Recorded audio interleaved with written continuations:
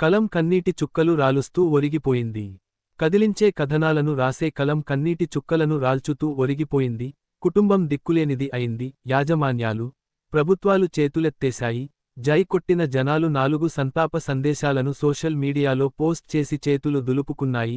జర్నలిస్టుల జీవితాలు గాలిలో దీపాలు. భరోసా, భద్రతలేని ఉద్యోగాలు. భార్యల మీద ఈస్మెత్తు బంగారం ఉండదు. అద్దె ఇల్లు. చనిపోతే శవాన్ని ఎక్కడ ఉంచాలో తెలియని దుస్థితి. సిరిసిల్ల టీవీ9 రిపోర్టర్ ప్రసాద్ శనివారం ఉదయం గుండెపోటుతో కన్నుమూశారు. ఆయన కుటుంబ పరిస్థితి చూస్తే గుండె తరుక్కుపోతుంది. 2 అమ్మాయిలు చదువుకుంటున్నారు. ఒక బాబు ఉన్నాడు. వీరి భవిష్యత్ ఏంటో ఆలోచిస్తేనే బాధనిపిస్తుంది. సొంత ఇల్లు లేదు. సొంత ఊళ్ళో జాగలేదు. సిరిసిల్లలో అద్దె ఇంట్లో జీవనం సాగించిన ఆయన శవం బంధువుల ఇంటికి తీసుకెళ్లి అంత్యక్రియలు నిర్వహించాల్సిన పరిస్థితి. కొడుకు మృతదేహం వద్ద తల్లి రోదిస్తూ, కొడుకా, ఒక్క రూపాయి సంపాదించుకోలేదు. పూలదండలు సంపాదించుకుంటున్నవారా?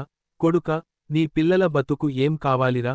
మాకు అగ్గిపెడుతావనుకుంటే మేం నీకు అగ్గిపెట్టాల్సి వస్తుంది కొడుకా అంటూ ఏడుస్తుంటే గుండె తరుక్కుపోయింది. జర్నలిస్టు మిత్రులు వృత్తిపరంగా ఒత్తిడికి గురవుతున్నారు. ఆర్థిక ఇబ్బందులతో సతమతమవుతున్నారు. దిక్కుతోచక తనువు చాలిస్తున్నారు. పాత్రికేయ మిత్రులు, నెలవారీ జీతంలేని జర్నలిస్టులు ఆలోచించాలి. ఇతర ఉద్యోగాలు లేదా వ్యాపారాల్లోకి మారిపోవాలి. భార్యాపిల్లల్ని కాపాడుకోవాలి. జర్నలిజం తిండి పెట్టదని తెలుసుకోండి. ఆ ఊబి నుంచి బయటికి వచ్చి స్వయం శక్తితో జీవించేందుకు ప్రయత్నించండి. కాసింత గౌరవమైన మిగులుతుంది. కుటుంబాలకు ఆసరాగా నిలుస్తుంది. జర్నలిస్టు ప్రసాద్ అనర్ఘ్య లోకానికి, కుటుంబం సహాయాన్ని ఆశిస్తూ ఎదురుచూపులు చూసే పరిస్థితి నెలకొంది. సిరిసిల్ల టీవీ9 ప్రసాద్కు ప్రాంతీయ మీడియా రంగంలో 15 సంవత్సరాల అనుభవం కలిగిన టీవీ9 రిపోర్టర్ ప్రసాద్ గుండెపోటుతో శనివారం ఉదయం మృతి చెందారు. ఆయన వయస్సు సుమారు 42 ఏళ్లు.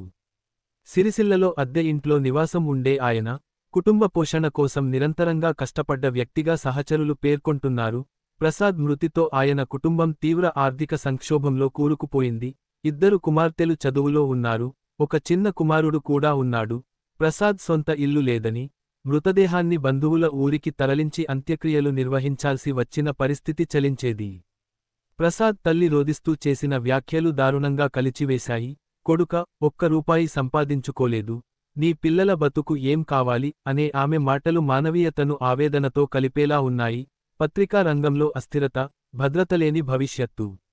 ఈ సంఘటన మరోసారి పత్రికా రంగంలోని అస్థిరతను, భద్రతలేని జీవనోపాధిని వెలుగులోకి తెచ్చింది. ఎన్నో ప్రాంతీయ పత్రికలు, ఛానళ్లలో పనిచేస్తున్న జర్నలిస్టులు నెలవారీ జీతాలు లేకుండా పనిచేస్తున్నారు. చాలా మంది ఏదైనా వార్త వస్తే తానే పోయి కవరేజ్ చేయాలి, ఎడిట్ చేయాలి, పంపించాలి. కానీ అందుతున్న పారితోషికం మాత్రం తక్కువగానే ఉంటుంది. పత్రికా రంగంలో పనిచేస్తున్నవారికి భద్రత లేని జీవితం, కుటుంబ భారం, ఒత్తిడితో ఎన్నో సమస్యలు ఎదురవుతున్నాయని జర్నలిస్టు సంఘాల ప్రతినిధులు తెలిపారు. ప్రభుత్వం, యాజమాన్యాల స్పందన అవసరం.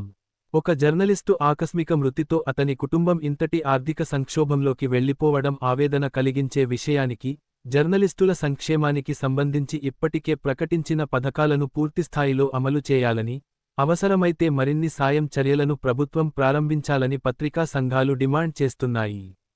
ఇక మీడియా యాజమాన్యాలు కూడా తమ ఉద్యోగులపై కాస్త బాధ్యత చూపించి, కనీస స్థాయిలో స్థిరమైన జీతం, ఆరోగ్య భద్రత వంటి మౌలిక అవసరాలను అందించాలన్న అభిప్రాయం బలపడుతోంది.